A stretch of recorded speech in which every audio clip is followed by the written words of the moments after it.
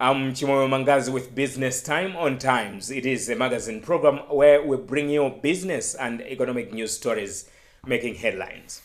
In the program today, Japanese ambassador urges Malawi to clear investment hurdles.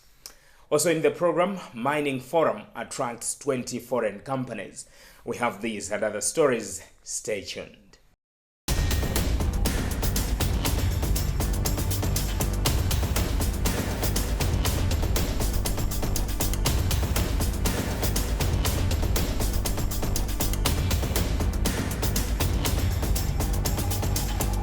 Hello and welcome. Ambassador Youchi Oya has tipped Malawi to clear investment obstacles to unlock investments from Japanese companies. Oya says there are regulatory and utility challenges that discourage foreign investors, making Malawi miss out on growth opportunities through foreign investments. Japan is a long-term partner to Malawi, although trade and investment flow is still low. The Japanese ambassador attributes this to the country's investment climate, which he says has so many challenges. You know, the foreign investment is one of the key to minimize the challenge of this country. In the sense of that, as a Japanese embassy, we are working hard to asking Japanese company to invest in this country for the future development. And today, this is one of the showcase that how we make the effort to bring in the companies to contribute to this country. However, a Japanese development biofertilizer, Tokoi 8, is the latest opportunity for that country to display its innovative potential as it appears to offer sustainable solutions to chemical-free agriculture production.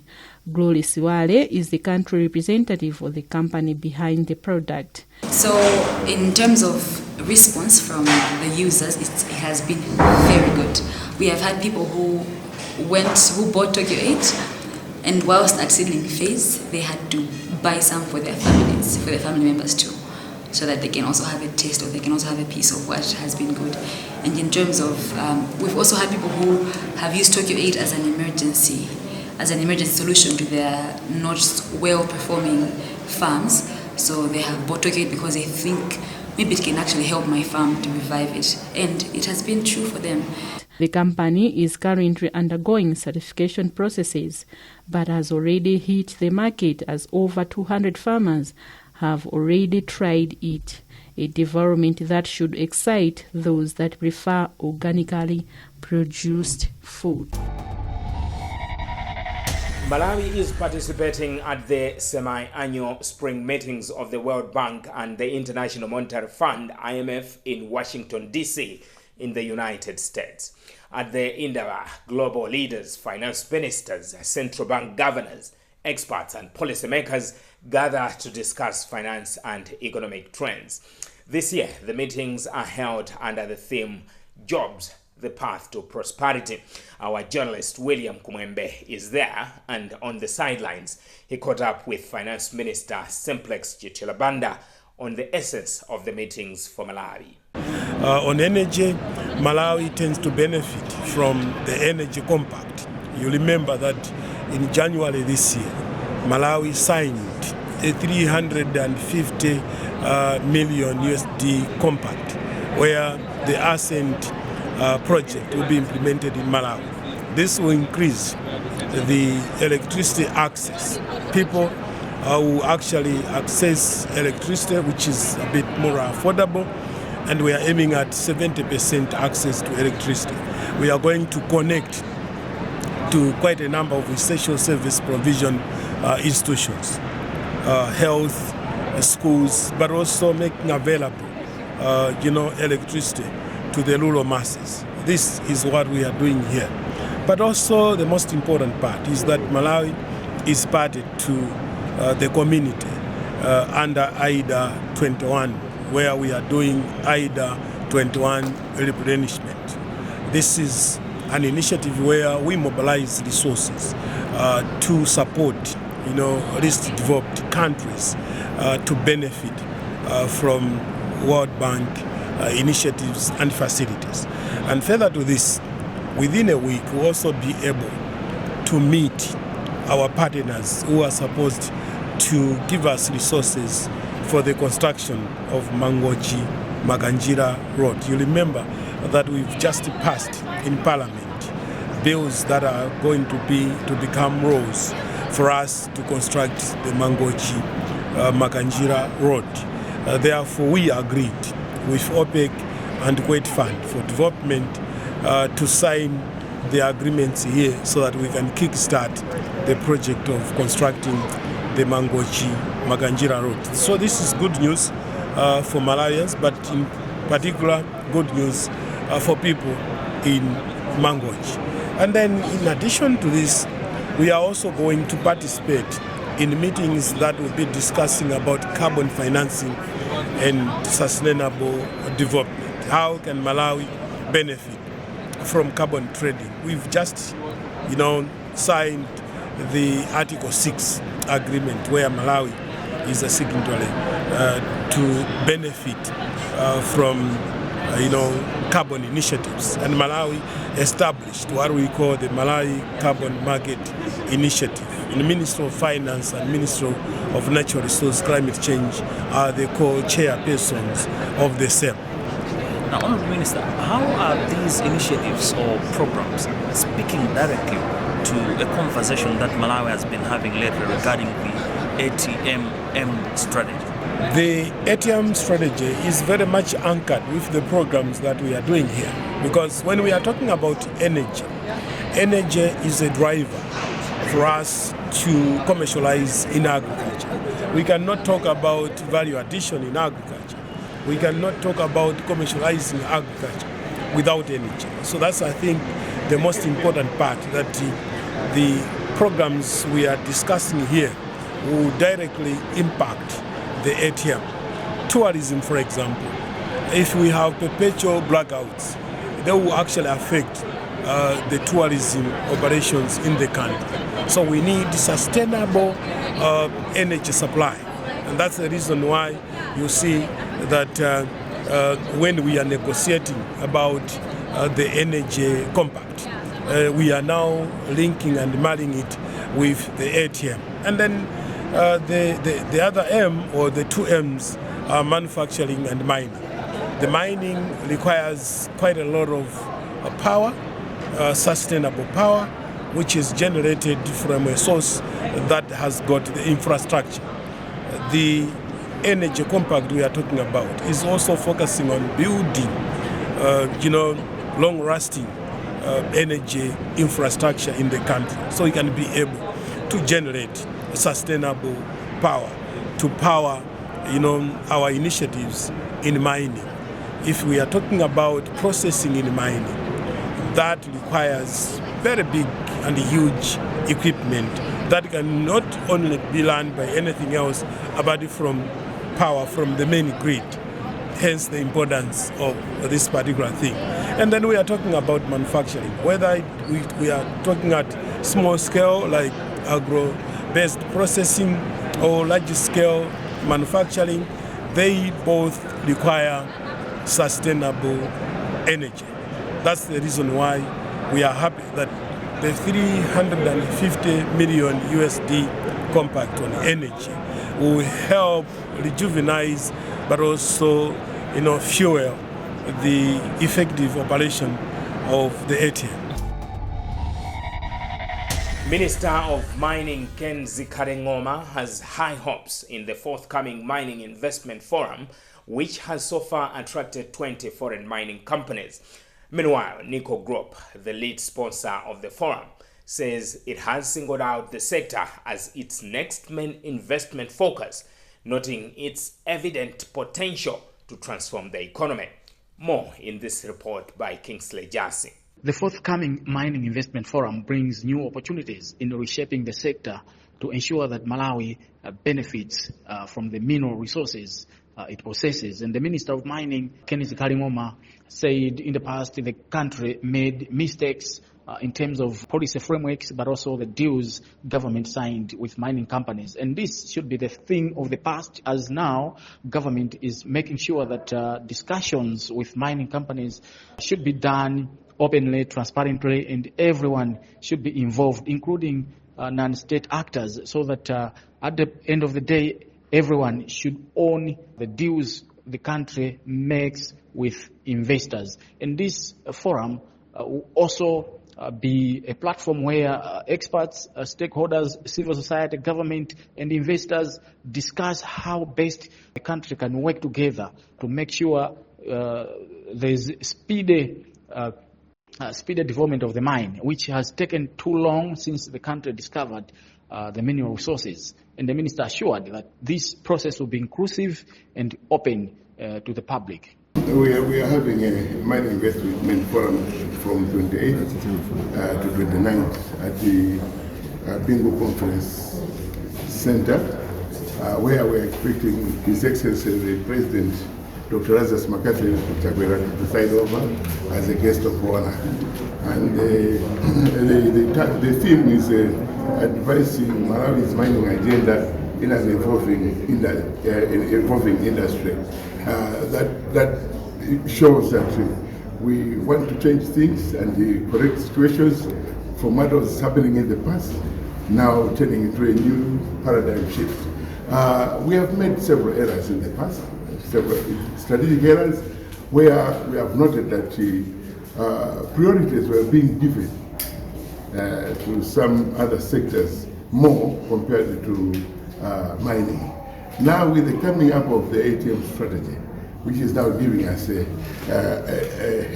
better grounds for us to argue or to make comments on, where instead of having the growth sustainability, we are now moving into money economy, where we see people, we see Malawians getting involved in activities.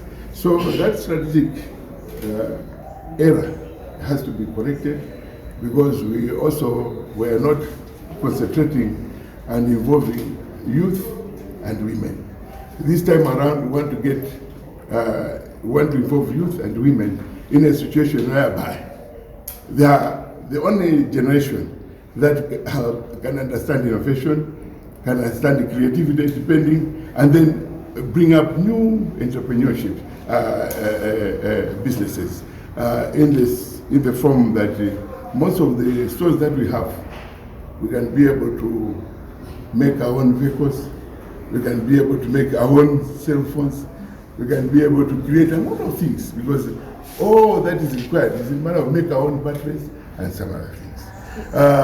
The other mistake that we made was philosophical, in terms of we were not actually looking at our community as very important, because we deal with the community.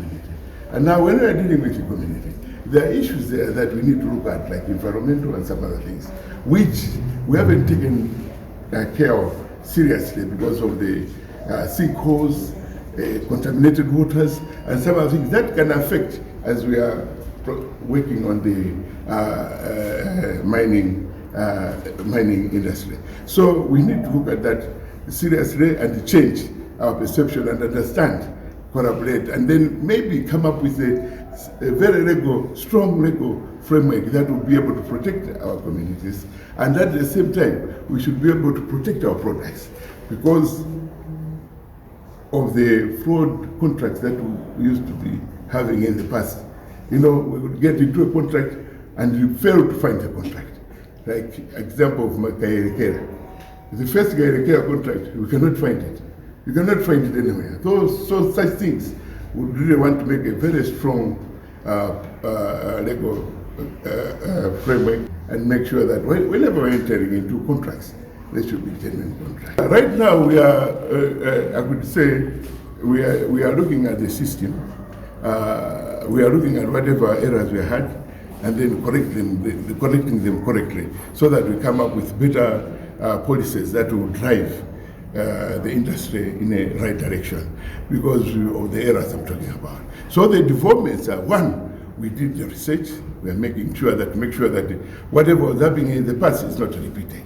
And then two, come up now with a better policy which soon I'll call you, will be announcing to inform you of the direction the government has taken on mining sector. So that is being taken care of, and that's what we're doing right now. We have many investors that are coming in. We have invited more than 20 people from abroad that are so much interested. We have also invited different sectors, business captains locally, and then also invited some locals that are innovative, that have created some machinery that could be used in the mining sector. So we have covered almost every area that we needed to. The locals, international, and then some business gurus, and then bankers, and all those people that we feel can be part of our deliberations. Commenting on the private sector involvement, Nico Group, which has donated 50 million kwacha towards the Mining Investment Forum, says it's now coming in to invest in mining sector by looking at the opportunity areas where Nico Group, through its subsidiaries, can participate fully.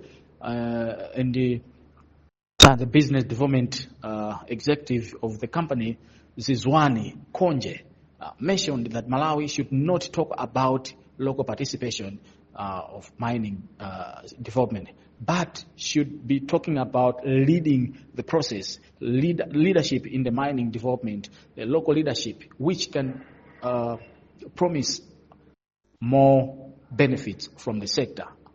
So the motivation behind supporting MMIF comes from understanding of the critical role that mining is expected to play in the future growth of the country. We did look at a number of sectors, I think 11 to be specific, out of which we picked 4 that will be key in terms of the growth of the country in the next 5, 10, 15 years.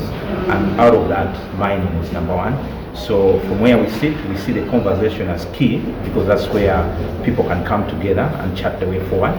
We do also see a unique opportunity in terms of the growth of the mining industry in Malawi, because yes, we are at the start of the journey. Other countries, Zambia, Tanzania, Zimbabwe, Mozambique, are way advanced, but we do see an opportunity in terms of the growth where perhaps we don't just look at extracting the minerals and selling them out, but we can actually form partnerships where these minerals, when they're extracted, they are value added here and create a lot more jobs. So for us, it's really around helping the country, but also creating opportunity for our businesses. As you know, we are in banking, insurance, technology, asset management, and all those. So we've looked at the question of local participation, and the question that I have is, why are we talking about local participation? Why are we not talking about local leadership? These are resources that are in here, in this country, that God put in the soil for our sake and for our good. So the conversation that we are having as NICO is really a conversation around local leadership, and in that we have identified the bottlenecks. The first one is the lack of understanding of the sector, simply because as a financial services industry we haven't invested enough understanding. We have been having those conversations from last year, this year, getting understanding that particular regard, and then also the gaps that are there in terms of exploration, because the discovery of minerals is directly connected to funding the exploration. So the gap in terms of exploration funding, the questions around how can we be able to step in and be able to bridge those gaps. And where the minerals have been found, the equipment requirements, can we be able to come in and provide funding solutions in that regard? And to the extent that we may not have capacity in terms of structuring these solutions, can we bring in other parties that are way advanced in this particular journey to be able to, structure solutions and be able to drive the growth? So yes, you will see NICO's participation in the mining industry going forward, not just participation, but some form of leadership going forward. I have to hasten to say that I think the mining industry is not fully understood, because we certainly think about all these gold and what have you coming out, but it's actually much more robust, because the mining industry covers bricks, you're talking about sand, you're talking about quarry and what have you. And in that regard, we already are the biggest consumer of those commodities, as the biggest company in terms of property portfolio. So it's also a question which we are looking at, because those things are very expensive. That's why you don't see a lot of development in Malawi. We are looking at that question to see, can we be able to support enterprises or come up with enterprises in that regard, so they can lower the cost, let's say, of things like cement and what have you? Can we partner with the existing players? I think that's to increase capacity to a point where some of those products become affordable. So you will see that strategy and elaborating as we go ahead. With that item, we've come to the end of today's edition of Business Time. It is a magazine program where we bring you major business and economic news stories making headlines in the country. On behalf of the entire production team, I am Chimwemwe Mangazi. But always remember, if it doesn't make money, it doesn't make sense. Bye for now.